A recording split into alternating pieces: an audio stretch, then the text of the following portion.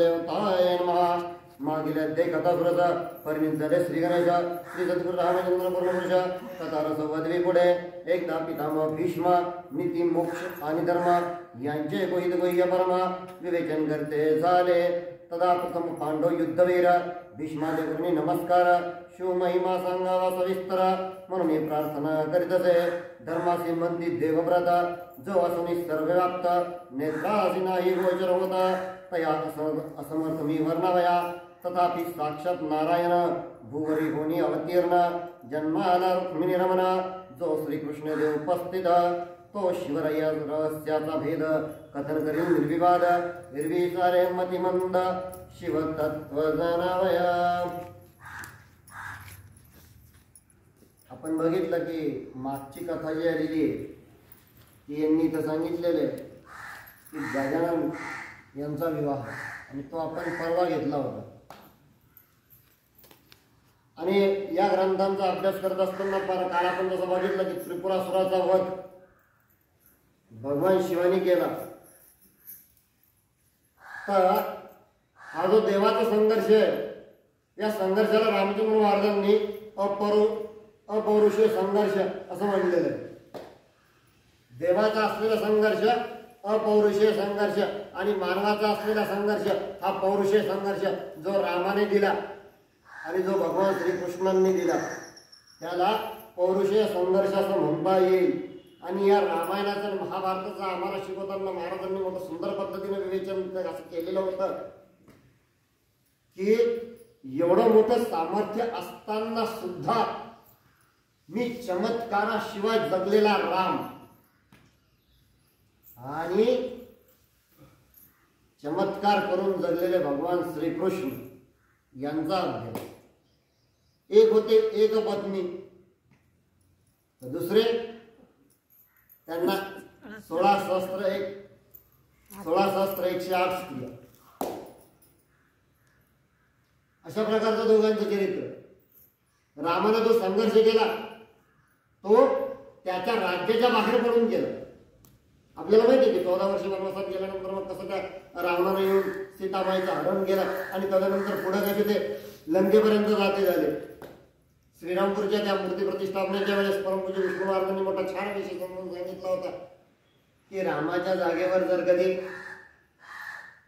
तुमच्या आमच्यासारखा एखादा कोणी इथं असता म्हणे तर त्यानं तिथूनच भरताला फोन लावला असता. अरे थोडंसं एखादं युद्धाचं जे आहे ते सैन्याची तुकडी इथं पाठव मला पुढे लंकेवरती स्वारी करायची. रामानं तसं केलं का म्हणे. जिथे माणसांचा भरोसा देता येत नाही तिथे माकडांना हाताशी धरून त्यांनी पुढे त्या लंकेवरती स्वारी केली. आणि त्याचप्रमाणे भगवान श्रीकृष्ण प्रत्येक गोष्टीत चमत्कार प्रत्येक गोष्टीत त्यांनी चमत्कार केला. आणि म्हणून या दोघांचा जो संघर्ष आहे ना हा वेगळ्या प्रकारचा आहे. देवाचा संघर्ष अपौरुषीय संघर्ष. आणि तदनंतर इथं दुसरी कथा एक आलेली आहे की महाभारताच्या काळामध्ये एक दिवस भीष्म पितामह हे राजदरबारामध्ये बसलेले असताना तिथे हे पांडव येतात. आणि हे पांडव त्यांना असं सांगतात त्यांना नमस्कार करून त्यांना सांगतात की म्हणजे तुम्ही आम्हाला थोडंसं आता शिव महिमा जी आहे शिवाचं जे महात्म्य आहे ते तुम्ही आम्हाला सांगा. तर त्यावेळेस ते देवव्रत असं त्यांचं इथे एक नाव आलेलं आहे. भीष्म पितामहांना गांगेय भीष्म पितामह किंवा देवव्रत या नावांनी ओळखत. तर त्यावेळेस ते देवव्रत असे बदले की शिव हा जरी सर्वव्याप्त असला तरी तो अगम्य आहे. आणि म्हणून की काय इथे साक्षात द्वारकाधीश भगवान श्रीकृष्ण इथे बसलेले आहेत. तुम्ही त्यांना जरी विचारलं तरी तेही तुम्हाला सांगतील म्हणे. पण त्या भगवान शिवाचा महिमा इतका आगाध आहे तो अजूनपर्यंत कोणाला सांगता आलेला नाहीये. तो सांगण्याचा प्रयत्न केला त्या व्यक्तीचं, त्या तपश्चर्याचं, त्या तपस्वीचं नाव इथं आलेलं आहे आणि ते पुष्पदंत. आणि त्या पुष्पदंतानी जी या शिवाची स्तुती केली ते 43 श्लोक आज शिवमहिम्न म्हणून हे सगळीकडे ओळखले जाते. आणि त्याची मोठी ग्रम्य अशा प्रकारची कथा आहे. हा पुष्पदंत जो होता हा इंद्राच्या दरबारामध्ये श्रेष्ठ अशा प्रकारचा गायक गंधर्व तो होता. पण त्याचप्रमाणे जसा त्याचा आवाज अत्यंत सुंदर होता त्याचप्रमाणे तो शिवभक्ती सुद्धा तितक्याच तन्मयतेने, तितक्याच लीनतेने, तितक्याच प्रसन्नतेने व तितक्याच मनापासून तो शिवभक्ती करत.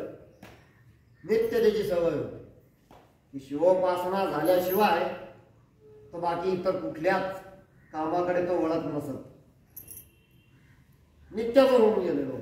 आणि त्यासाठी शिवापूजेला ज्या ज्या काही गोष्टी लागतात, पानं, फळं, फुलं, हे सर्व तो स्वतः जातीनं जाऊन तो ते घेऊन येत. अशा प्रकारचा हा महान असा शिवभक्त होता जो इंद्राच्या दरबारामधला श्रेष्ठ गायक होता. आणि एक दिवस तो असंच पृथ्वीवरती आला आणि एका ठिकाणी सुंदर अशा प्रकारचं उपवन त्याला दिसलं. एक वन त्याला दिसलं. अत्यंत विशाल अशा प्रकारचं ते वन होतं ज्यामध्ये अनेक बकुळ, पारिजातक, मोगरा या प्रकारची सुवासिक फुले व त्याचप्रमाणे मोठे मोठे बेलाचे वृक्ष, अशोकाचे वृक्ष, नारळाचे वृक्ष त्याला तिथे दिसले. आणि यानंतर असा विचार केला की आज मी जेवढे जेवढे फुलं घेतले यामधनं आजची तर माझी पूजा होईल, पण दुसऱ्या दिवशी आपण या वनामध्ये जाऊ आणि इथूनच फुलं घेऊन जाऊ. ते वन होतं चित्ररथ नावाच्या एका राजाचं. हा चित्ररथ राजा सुद्धा अत्यंत बलवान, अत्यंत पराक्रमी, पुत्राप्रमाणे प्रजेवरती प्रेम करणारा अशा प्रकारचा हा चित्ररथ होता. त्याचप्रमाणे त्याचे शिवपूजन सुद्धा पाहण्यासारखं होतं. नित्य दूध, दही, तूप, मध, साखर या पंचामृताचा अभिषेक आणि तदनंतर रुद्रांच्या अध्यायांचा तो नित्य अभिषेक तो करतो. आणि त्यासाठीच की काय या फुलांची, या फळांची, या पानांची कमतरता पडू नये म्हणून त्याने एक विशाल अशा प्रकारच्या बगीचा, एक उपवन, एक वन त्यानं त्याच्या राज्यात तयार करून घेतलेलं होतं. आणि नुसतंच तयार नाही केलं तर त्याच्या देखरेखीसाठी अनेक माळी, त्या फुलांची काळजी घेणारे माळ्यांची त्यानं नेमणूक केलेली होती. आणि त्याच प्रकारे अभेद्य अशा प्रकारचं त्याला चौक करून संरक्षण त्यानं करून घेतलेलं. आणि त्याचप्रमाणे बरेचसे पहारेकरी यांना तिथे पाहण्यासाठी ठेवलेले होते. आता पुष्पदंताला वाटलं झालं म्हणे आपण आता उद्यापासून काय करत जाऊ, इथे येत जाऊ, सर्व सुंदर सुंदर सुवासिक सुवासिक फुलं आहेत, आपण ते तोडत जाऊ आणि आपलं शिवपूजन आपण करत जाऊ. नित्याच्या सवयीप्रमाणे तो त्या बागेत आला, त्या वनात आला. पुष्कळशी फुलं त्यानं तोडली आणि तदनंतर जाऊन त्यानं शिवपूजन केलं. झाले नित्याचा त्याचा क्रम सुरू झाला. त्या एका विशिष्ट जागेवर तो येत, तिथून तो ते फुलं फळं वगैरे काय असेल ते नेत, बेलाचे पानं वगैरे, आणि तिकडे जाऊन तो स्वर्गात जाऊन ते तो पूजा करत. एक दिवस या राजाच्या लक्षात आलं, कारण ज्याचं आपल्या झाडांवरती लक्ष असतं त्याच्याबरोबर ही गोष्ट लक्षात येते की काल किती कळ्या होत्या आणि आज किती कळ्यांची फुलं झाली. याच्या ते लक्षात आलं राजाच्या, अरे नाही तुला थोडेसे कुठतरी कमी पडले. कारण शिवसहस्त्र नामावलीनं तो राजा त्या शिवाची आराधना करत. आणि सहस्त्राशा प्रकारचे वेगवेगळे प्रकारचे फुलं तो त्यानं त्याच्या राज्यात त्याच्या गर्भगृहामध्ये त्याच्या त्या मंदिरामध्ये त्यानं जे काही शिवलिंग स्थापन केलेलं होतं त्याची तो नित्य पूजा करे. आणि मग त्याच्या लक्षात आलं की अरे नाही, आज हे फुलं थोडीशी कमी पडली. त्यानं त्या माळ्यांना बोलवलं की आज फुलं का कमी आली. नाही म्हणे महाराज, जेवढे होते तेवढे आणून दिले म्हणे. नाही नाही म्हणे, नीट लक्ष ठेवा म्हणे, माझ्या असं निदर्शनास आलंय म्हणे की फुलं कमी होतात. नाही म्हणे, कारण आता हा पुष्पदंत जो होता ना हा गंधर्व होता आणि या गंधर्वांकडे अनेक प्रकारच्या सिद्धी यांच्याकडे असत आणि तो तिथे येऊन अदृश्य रूपाने ते फुलं फळं वगैरे तोडून तो घेऊन जातो. याच्या लक्षात आलं, यानं पारेकरांना सांगितलं. 3-4 दिवसानंतर पुन्हा राजा स्वतः तिथं आला. त्यानं त्या बागेची पाहणी केली आणि पुन्हा शिपायांना त्यानं सांगितलं की तुम्ही आता नीट लक्ष ठेवा बरं. त्यानं त्या माळ्यांना सुद्धा सांगितलं तुम्ही नीट लक्ष ठेवा बरं, एवढी की ही चूक होता कामा नाही, एकही फुल इकडचं तिकडं जाता कामा नाही म्हणून. झालं पुन्हा तेच, हा पूजेला बसला की कुठलं तरी एखादं फुल याला कमी पडायचं आणि याचं ते लक्षात येऊन जायचं की नेमकी काय होतंय. हा रात्री जेव्हा झोपला तेव्हा त्यानं विचार केला चित्ररथाने, यार याच्यावरती काहीतरी आता शक्कल काढायला पाहिजे. त्यानं 2 दिवस काय केलं, शिवपूजनाला फुलंच वापरली नाही, फक्त बेलाचे पानं, संपूर्ण बेलाच्या पानांनी त्याने शिवपूजन करून घेतलं. ते पानं जे होते त्यानं ते वाळवले आणि त्या बगीचेमध्ये खाली सगळीकडे त्यानं ते शिवनिर्माल्य टाकून दिलं आणि त्याच्यावरती सुंदर अशा प्रकारची चादर त्यानं त्याच्यावर टाकून दिली. आणि त्याच्या सेवकांनी जेव्हा त्याला विचारलं की महाराज असं का करताय, तर त्यांनी सांगितलं आता ही वाळलेली पानं आहेत म्हणे, याच्यावरती पाय ठेवला चटकन आपल्याला आवाज येईल. पण याच्या मागचा उद्देश चित्ररथाचा काय होता, शिवनिर्माल्याचा अपमान झाला की शिवाला क्रोध निर्माण होतो. शिवनिर्माल्याचा अपराध झाला की शिवाला क्रोध येईल. आणि तेच झालं. दुसऱ्या दिवशी हा आला अदृश्य जग, हा चालायला लागला. हा जसं जसं चालायला लागला तसं तसं कैलासावरती भगवान शिव जे ध्यानस्थ होते थोडेसे ते विचलित झाले आणि त्यांना लगेच लक्षात आलं की कोणाकडून तरी शिवद्रोह घडला. आणि त्यांनी बघितलं की अरे पुष्पदंत आहे का म्हणे, ठीक आहे म्हणे, तुझी सर्व शक्ती इथेच नष्ट होईल. आणि हा पुष्पदंत जसं फुलं तोडायला गेला तसं राजांच्या सेवकांनी बघितलं की अरे हा गंधर्व दिसतोय, कारण याची शरीर यष्टी जी आहे ती आपल्यासारखी सामान्य नाहीये. हा अत्यंत उंच दिप्पाड त्याचप्रमाणे तेजस्वी असलेला पुरुष दिसतोय. त्यांनी पकडलं नेलं राजाकडे. सांगितलं राजाला, महाराज महाराज चोर सापडला. हो का, कोण आहे म्हणजे, हा काय म्हणून तुमच्यासमोर. आता पुष्पदंत विचारत पडला, मी यांना कसं काय दिसतो म्हणे. ठीक आहे म्हणे, तुम्ही जी शिक्षा देताल म्हणे ती मला मान्य, टाका म्हणे याला काळकोठडी. टाकला त्या पुष्पदंताला काळकोठडी. हा तिथं बसून विचार करायला लागला नेमकी झालं काय. ठीक आहे, मी स्वर्गातनं आलो, चालायला लागलो आणि तिथं थोडंसं चरचर चालताना मला आवाज आला. नेमकी काय झालं असेल, खाली शिवनिर्माल्य तर नसेल पडलं. आणि मग त्याच्या लक्षात आलं की अरे या राजाने अशी चाल केली काय, सर्वदूर शिवनिर्माल्य टाकून दिलं होतं काय. तेव्हा त्यांनी तिथं शिवमहिम्न लिहिलं. 43 श्लोकांनी त्यांनी भगवान शिवाची त्यांना आराधना केली आणि त्या आराधनेवरती प्रसन्न होऊन भगवान शिवानी त्याची जी पहिली पूर्ण जी त्याची ताकद होती ती पूर्ण त्याला देऊन टाकली. अत्यंत सुंदर महिम्न म्हणजे महात्म्य, शिवमहात्म्य कसं आहे ते अत्यंत सुंदर आहे. ऐका.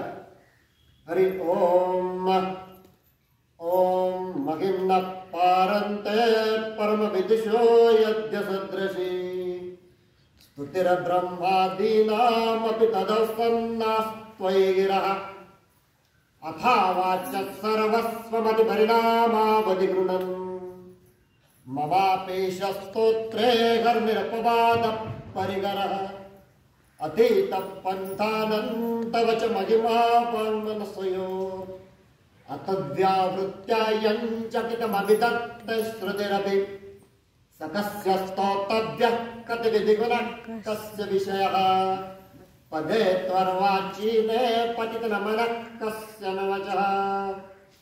अशा प्रकारचे 43 श्लोक त्याने लिहून काढले आणि या श्लोकांमध्ये त्याने हेच लिहिलं की ब्रह्मदेवाला सुद्धा आणि विष्णूला सुद्धा ज्यांचा ठाव ठिकाणा लागलेला नाही त्या भगवान शिवाच्या चरणी मी नतमस्तक होतो. तदनंतर पुढे एका श्लोकात ते लिहितात असतगिरी समस्यात कज्जलम सिंधु पात्रे सुरतर वर्षाखा लेखने पत्रमुर्वे लिखति यदि गृहीत्वा शारदा सर्वकालम तदपितवानामीश गुरं तदपितवगुणनामीश पारं नयाति. अशा प्रकारची त्यांना शिवस्तुती केली. म्हणजे आकाशाचा कागद केला, समुद्राची शई केली तरी देवा तो आकाशाचा कागद संपेल, समुद्राची शई संपेल, पण तुझं गुणांचं वर्णन संपणार नाही म्हणजे. अशा प्रकारे त्याने केल्यानंतर मग शेवटच्या 43व्या श्लोकात ते लिहितात श्री पुष्पदंत मुख पंकजनमितेन किंविषारेण हरप्रियेण कंठस्थितेन पठतेन समाहितेन सुप्रेमितो भूतभूतपतिर्महेशः. अशा प्रकारे त्यांनी त्याची स्तुती केली. म्हणजे पुष्पदंताच्या मुखकमलातून जी ही स्तुती निघाली ती सर्व तुमचा पाप हरणारी आहे, तुमचं दैन्य हरणारी आहे. आणि म्हणून शिवमहिम्न हे स्तोत्र जे आहे हे शिवाचं अत्यंत लाडकं, अत्यंत आवडतं अशा प्रकारचं हे शिवमहिम्न आहे. आणि म्हणून मग इथे भीष्म पितामह म्हणतात की तो पुष्पदंतासारखा जो एक होता ना तो अत्यंत निराळा, याने शिवाची स्तुती केलेली आहे. आणि त्याच्यामुळे त्याचं जेवढं ज्ञान आहे तेवढं या भूमंडळात कोणाकडेच नाहीये. आणि म्हणून तेही असं म्हणतात की जरी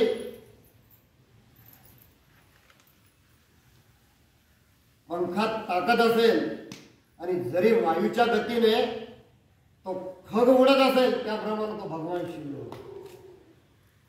त्याप्रमाणे हा शिवतत्व, हे शिवज्ञान, हे शिवसामर्थ्य इतकं विशाल आहे, इतकं आगाध आहे की ते कोणीच वर्णू शकणार नाही म्हणे. आणि म्हणून 2 प्रकारे त्याची स्तुती करता येईल. एक आहे स्वरूप विज्ञान आणि दुसरी ती त्याची उपासना.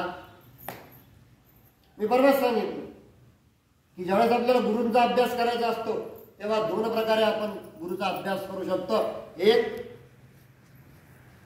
म्हणजे गुरूंनी निर्माण केलेले हे तत्वज्ञान म्हणजे गुरुतत्व म्हणजेच पूर्णवाद.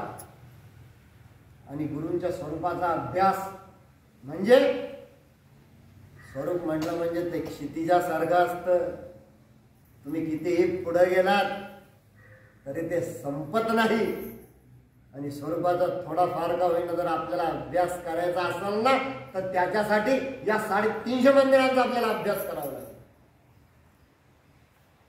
त्याच्यासाठी ज्यांचे ज्यांचे जीवनचरित्र महाराजांनी लिहिले, लिहायला लावले.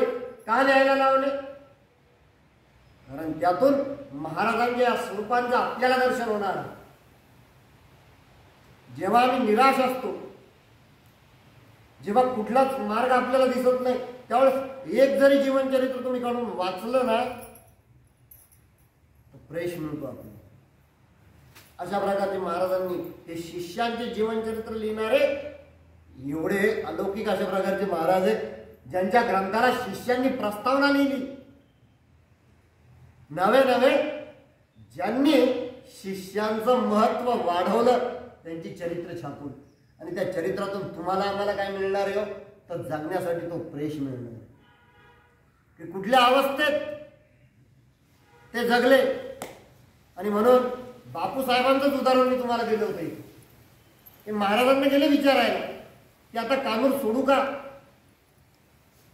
काय सांगितलं महाराजांनी, तुम्ही कोणत्याही परिस्थितीत कानूर सोडू नका. याच्यासाठी आपल्याला गुरु लागत असतात, याच्यासाठी करायची असते ती नित्य उपासना. आता परवा एक साधारणतः 1.5-2 महिन्यापूर्वीची मी तुम्हाला गोष्ट, मला वाटतं परवा पण मी सांगितलं असेल, आजही ती मी तुम्हाला सांगतो. तुम्ही जर नित्य उपासना करत असताल ना तर तुम्ही महाराजांच्या स्मरणात राहता.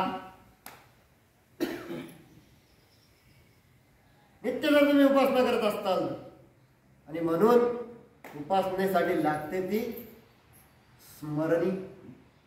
माळेला काय शब्द आहे दुसरा, स्मरणी. स्मरण. ज्यावेळेस आपण आपल्या सद्गुरूंची उपासना करतो त्यावेळेस कुठेतरी महाराजांच्या अंतःकरणात आपलाच विचार असतो. म्हणून महाराज सांगतात, तुझे माझे देवा नित्याचे भांडण तयासी कारण शिष्य. काय मागत असतील ते आपल्या शिव देवाला, काय मागत असतील, आणि त्यांचं स्वरूप इतकं विशाल आहे, इतकं आगाध आहे, ते कधीच कळणार नाही. म्हणून सद्गुरू तुम्ही सापडेना सोय धरावे पाया आधी आधी. दुसरं काय, मी पहिल्याच दिवशी सांगितलं होतं की या ग्रंथामध्ये ना, ज्याला म्हणून पूर्णवादी शिवपुराण का म्हणलेलं आहे, यामध्ये ती देवविद्या, यामध्ये ती पूर्ण पुरुष विद्या, यामध्ये तो भगवान शिवाचा असलेला अपौरुषेय संघर्ष. त्यामुळे या ग्रंथाचा आपल्याला अभ्यास करायचा. आणि तदनंतर मग त्यांनी हेच सांगितलं की ईश्वराच्या स्वरूपाचा जर अभ्यास करायचा असेल, ईश्वराचं महात्म्य आणि त्याचा जर अभ्यास करायचा असेल तर एक येते त्याचं स्वरूप विज्ञान, आणि दुसरं असतं ती उपासना. इथे एक विषय आलेला आहे तो म्हणजे विज्ञान. आपल्याला माहिती आहे आपल्यापैकी अणुभट्टी किती जणांनी पाहिजे, कोणीच नसेल पाहिजे. टीव्ही मध्ये दाखवतात ती अणुभट्टी. त्या अणुभट्टीचा आकार आहे ना हा भगवान शिवाच्या लिंगासारखा आहे. ज्याप्रमाणे शिवलिंग असतं ना त्याप्रमाणे त्याचा आकार आहे. दुसरी गोष्ट, कुठेही जरी तुम्ही गेलात, कुठल्याही शिवमंदिरात तुम्ही जा, ते मंदिर जमिनीपासनं थोडंसं खाली असतं. का खाली असतं बरं? अनेक पटीची ऊर्जा त्याच्यामध्ये असते. ज्याप्रमाणे आपण आपल्या घरामध्ये लाईटचं मीटर घेतो, आणि मीटर घेतलं की काय करावं लागतं, त्याच्यासाठी शॉक लागू नये म्हणून त्याला आर्थिंग द्यावी लागते, म्हणजे जमिनीत ते सोडावं लागतं कुठेतरी. त्याचप्रमाणे भगवान शिवाजी जे मंदिरं असतात ते जमिनीच्या खाली असतात, कारण प्रचंड असलेली तिथली ती शक्ती. आणि दुसरं, देवीचं जर कधी बघितलं तर ते गडावरती असतात. माहूर गडावरी माहूर गडावरी ग तुझा वास. ही शक्ती आणि ही शक्ती, दोन्ही शक्ती आहे. वैष्णोदेवीला जा नाही तर माहूर गडावरती जा, अशा प्रकारचा. म्हणून मी तुम्हाला एकच सांगत असतो की ज्याप्रमाणे आपण आपल्या सद्गुरूंचा अभ्यास करतो त्याचप्रमाणे आपल्याला या दैवत शास्त्रांचा सुद्धा आपला अभ्यास असला पाहिजे. आणि म्हणून इथे तोच प्रकार आलेला आहे. आणि इथं म्हणून एक स्वरूप विज्ञान आणि दुसरं ती उपासना. आणि म्हणून भगवान शिवाचं लिंग हे म्हणजे एक प्रकारचं विज्ञान आहे. का टाकावं लागतं बरं भगवान शिवाच्या याच्यावरती संतत भार का टाकावे लागते?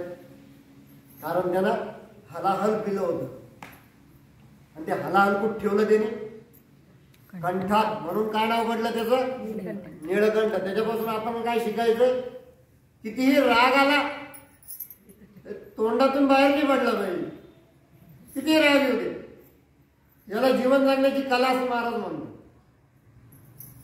आपल्याला राग येतो, पायापासून तो वरती मस्तकापर्यंत जात असतो, पण त्याला मस्तकात जाऊ द्यायचं नाही.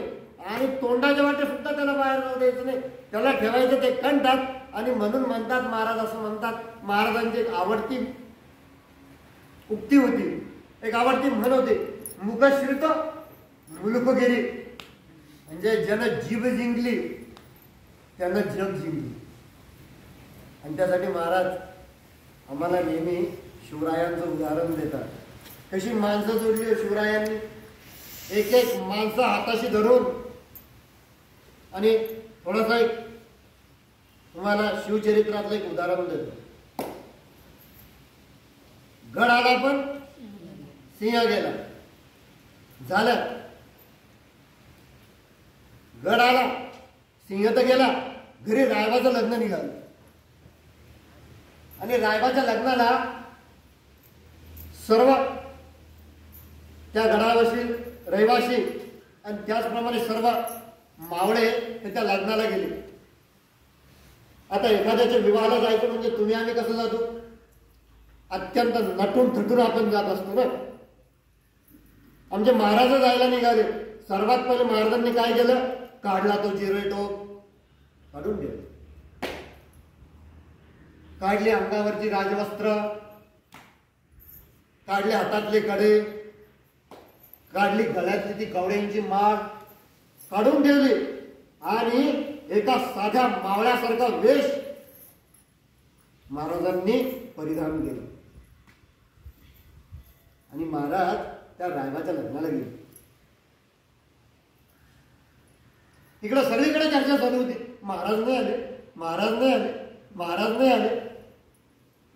पण त्या रायबाच्या आजीला, म्हणजे त्या तानाजीच्या आईला ही शाश्वती होती की काही जरी झालं तरी माझं राज येणार, माझं राज आल्याशिवाय राहणार नाही, ही शाश्वती त्या माऊलीला होती. आणि म्हणून की काय, ज्याप्रमाणे एखाद्या गाईचं वासरू तिच्यापासून दूर गेल्यानंतर जशी तिची नजर बिरबरत सर्वकडे त्या वासराला बघती ना, तसंच आलेल्या सर्व पाहुणे मंडळींवरून त्या माऊलीची नजर बिरबरत होती, कुठे माझं राज. आणि ज्यावेळेस ती नजरानजर झाली महाराजांची त्या आईची, तसं तिकडून ती आईही त्याच वेगानं, ज्या वेगानं ती गाय त्या वासराजवळ येते, आणि इकडून राज सुद्धा त्याच वेगानं निघाले आणि पटकन जाऊन तिच्या चरणाजवळ नतमस्तक झाले. आई म्हणाली, राज या. राजाने काय उत्तर दिलं, अगं आई, राज तिकडे गडावर कामी आले, हा लग्नाला आला ना, हा तुझा तानाजी. याला म्हणतात मुखश्रित मुलुकगिरी. तुमच्या रामचंद्र महाराजांनी सुद्धा अशी माणसं तयार केली. आणि जसं इथं यांचं मी उदाहरण दिलं, तसं अजून एक उदाहरण मी तुम्हाला देतो, ते म्हणजे आमच्या पंडितजींचं. पंडितजींच्या आयुष्यातला माझ्या मते सगळ्यात मोठा शेवटचा दौरा जर कुठला असेल ना, तर तो आमच्या वैजापूरचा होता. त्यावेळेस माझे ज्येष्ठ बंधू गिरीश दादा हे कॉलेजच्या संसदपदी ते निवडून आलेलं होतं. आणि तिथे आमच्या शाळेमध्ये, आमच्या कॉलेजमध्ये एक अर्थशास्त्र या विषयात निपुण असणाऱ्या सर्व माध्यमिक आणि उच्च माध्यमिक शिक्षकांचं शिबिर आमच्या प्राचार्यांनी आयोजित केलं, ज्यासाठी महाराष्ट्रातून सर्व प्राध्यापक मंडळी त्या कार्यक्रमासाठी येणार होते, त्या अभ्यास शिबिरासाठी येणार होते. आणि त्यांना तशा तोडीस तोड कोणी वागताच साधणार. शेवटी गिरीश दादाने सांगितलं, आमच्याकडे गिराज म्हणता येणार नाही बरं त्यांना, ते माझ्यासाठी पूजनीयच आहेत म्हणे. नाही, मी त्यांना घेऊन आला चालेल का, त्यांचं नाव पंडितजी आहे, घेऊन ये मग. झालं, पंडितजी आले 3 दिवस व्हायला पुन्हा.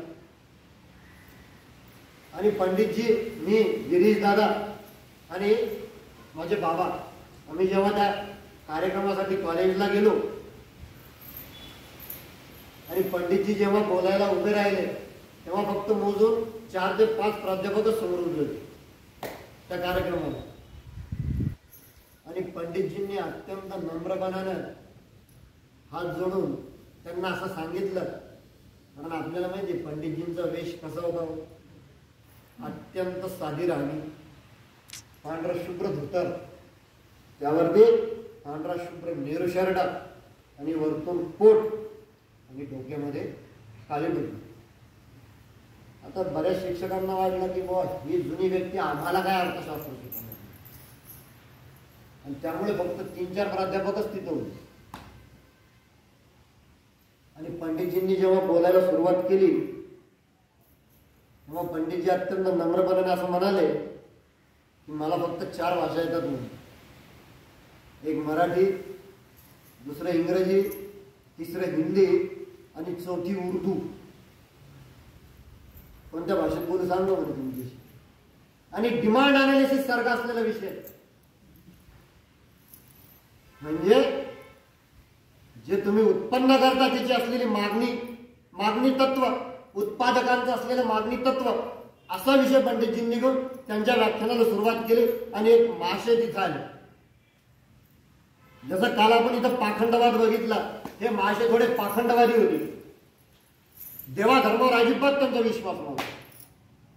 आणि त्याच वेळेस मुंबईला झालं असं की 25-25, 30-30 फुटापर्यंत त्या समुद्रामध्ये लाटा उसळल्या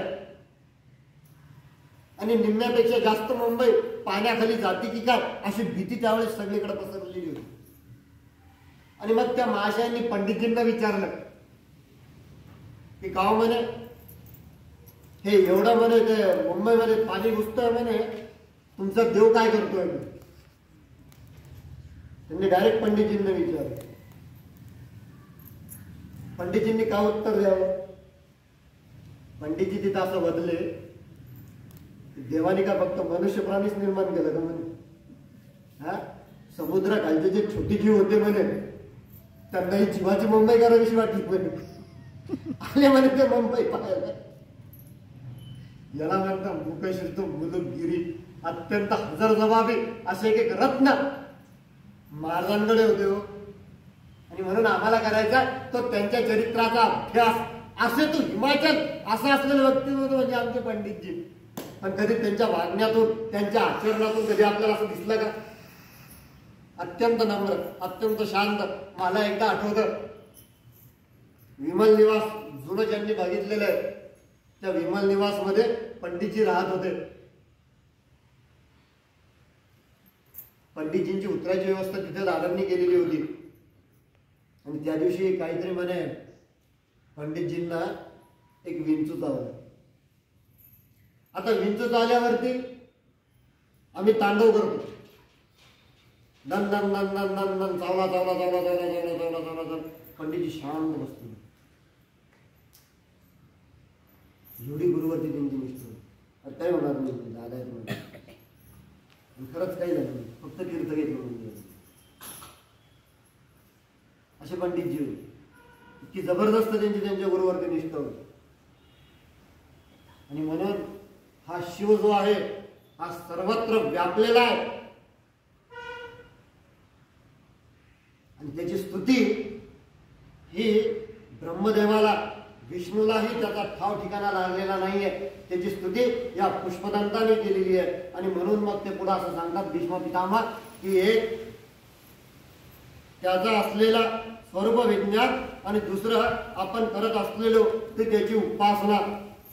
आणि तदनंतर म्हणे ज्याप्रमाणे ही सृष्टी निर्माण केलेली आहे त्याप्रमाणे त्यानं अनेक जीव तिथे निर्माण केलेले. आणि म्हणून तो स्वतः त्या आत्म्याच्या रूपाने प्रत्येक जीवामध्ये, प्रत्येक पशुमध्ये तो विराजमान झालेला आहे म्हणे.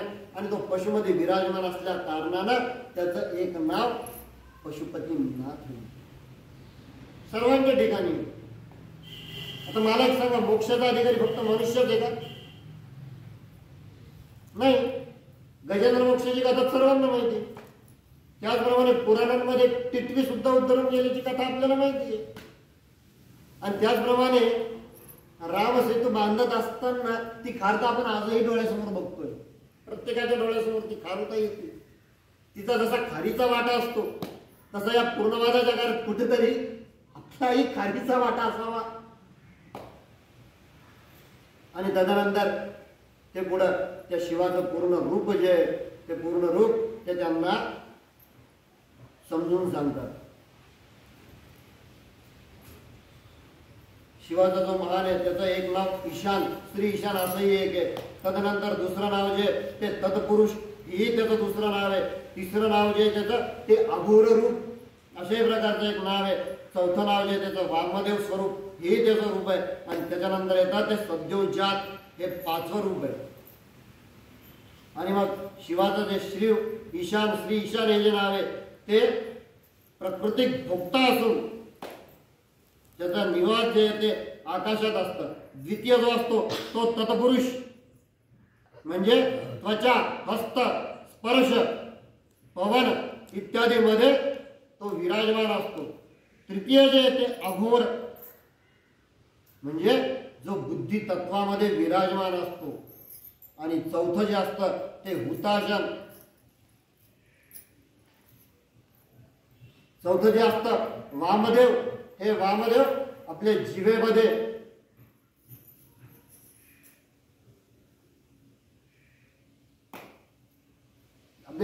असतं. आणि पाचवं जे असतं ना ते सद्योजात. हे सद्योजात जे त्याचं स्वरूप आहे ते गंध, पृथ्वी आणि प्राण यांचं मिळून ते पूर्णपणे त्याचं रूप झालेलं आहे. आणि तदनंतर त्याचे जे 8 रूप आहे त्याच्यापैकी रुद्र, उग्र, शर्व, भीम, पशुपती, भव, त्याचप्रमाणे ईश आणि महादेव हे त्याचे 8 अवतार आहेत. अशा प्रकारचं यामध्ये भगवान शिवाचं जे आहे अत्यंत बारीक सारीक तो मूलाधार चक्रामध्ये सुद्धा कसा गेलेला आहे की एकादश रुद्र जे आहेत ते अधिभौतिक आहेत, तितकेच रुद्र जे ते आध्यात्मिकात आहेत, तितकेच जे आहेत ते अधिदैविकात सुद्धा आहे. मग ते कुठे कुठे ते मस्तकात आहेत, ते नेत्रात आहेत, ते नासिकेत आहेत, ते मुखात आहेत, ते कर्णात आहेत, ते 2 मलमूत्र द्वारांमध्ये सुद्धा आहे. आणि एकादश रुद्र जो आहे तो सर्वव्याप्त, तो आत्मा सर्व शरीर स्थित तो झालेला आहे. त्याचप्रमाणे पृथ्वी, जल, तेज, गगन, सूर्य, चंद्रमा, विद्युत, पवन, पावक, शुची आणि पवमान अशा प्रकारचे हे एकादश रुद्र आहेत. सुंदर अशा प्रकारची यांनी शिवाची जी ती आराधना केलेली, ती उपासना केलेली. आपल्याला माहिती आहे की त्यांना महाराजांनी ज्यावेळेस उपासना दिली पहाटे 3 वाजता, त्यांची म्हणजे बापूसाहेबांची ती पहाटे 3 वाजेची वेळ ही कधी त्यांची चुकलेली नव्हती. आणि म्हणून मी आजही तेच सांगतो की नित्य पाळायची असते ना ती उपासनेची वेळ. आणि म्हणून की काय या मंदिराचं नाव दिलेलं आहे उपासनेचं ऊर्जा केंद्र. त्यांनी त्यांच्या उपासनेची वेळ पाळली म्हणून 1008 या स्वरूपात त्यांना रामचंद्र महाराजांचं त्यांच्या गुरुचं दर्शन झालं. त्याचप्रमाणे भगवान शिवाचं सुद्धा त्यांना दर्शन झालं. ऐकता तुष्टेल विश्वनाथाचं सुद्धा महाराजांनी त्यांना, त्या जगन्नाथाचं त्या विश्वनाथाचं सुद्धा महाराजांनी त्यांना दर्शन घडवून दिलं. म्हणून माझी आजही तीच आपल्या सर्वांच्या चरणी नम्र प्रार्थना आहे. या मंदिरातच माझे उपासनेचं ऊर्जा केंद्र. आता यापैकी आपल्याला किती घ्यायचं हे आपण ठरवू. मला तर दादांनी एक श्रावण महिन्यामध्ये सुंदर अशी संधी मला महाराजांनी दिली. ती दादांनी दिली, ती सद्गुरूंची कृपा दृष्टी. मी परवाच कांतादादांना असं सांगितलं, कांतादादाच मला म्हणे यार म्हणे तुझं तर 3 स्तरावरती त्रिकांडात्मक तुझी साधना चालू आहे म्हणून. मी कांतादादा नाही म्हटलं की एक समय वच्छुडे करून गुरुची साथ, देवाचा हात आणि तो असलेला पितरांचा आशीर्वाद. आज त्यांचीच पुण्य आहे आणि आज अण्णांची स्थिती. अजय एकादशी आयुष्यभर शिव उपासना, प्रत्येक सोमवारी अष्टाध्यायी रुद्राचा अभिषेक, त्याचप्रमाणे प्रत्येक एकादशीला घरी असलेला त्यांचा गीतापाठ आणि आमचं कुलदैवत तिरुपती बालाजी असल्या कारणाने नित्य रोज विष्णू सहस्त्रनामाचं पठण न करत आणि म्हणून की काय 13 ऑगस्ट 2012 या रोजी त्यांनी 3 तिथ्या साधल्या. एक म्हणजे पवित्र श्रावण मास, दुसरं म्हणजे चौथा सोमवार आणि तिसरं म्हणजे अजय एकादशी. म्हणून माझ्या जीवनामध्ये मी आज जे काय आहे ना ते फक्त अण्णांची पुण्य आहे. बस एवढं करून त्यांच्या चरणी कृतज्ञतापूर्वक नमन करतो, नमस्कार करतो आणि आजच्या या विषयाला तिथे मी विराम देतो. म्हणजे आपला जो अध्याय तो 30वा आहे, शंखचूड दंभाख्य. अत्यंत सुंदर अशा प्रकारचा अध्याय आहे. उद्याही आपण याच संख्येनं याच वेळी उपस्थित राहावं अशी आपली सर्वांना विनंती. हरे राम राम राम हरे हरे, हरे कृष्ण कृष्ण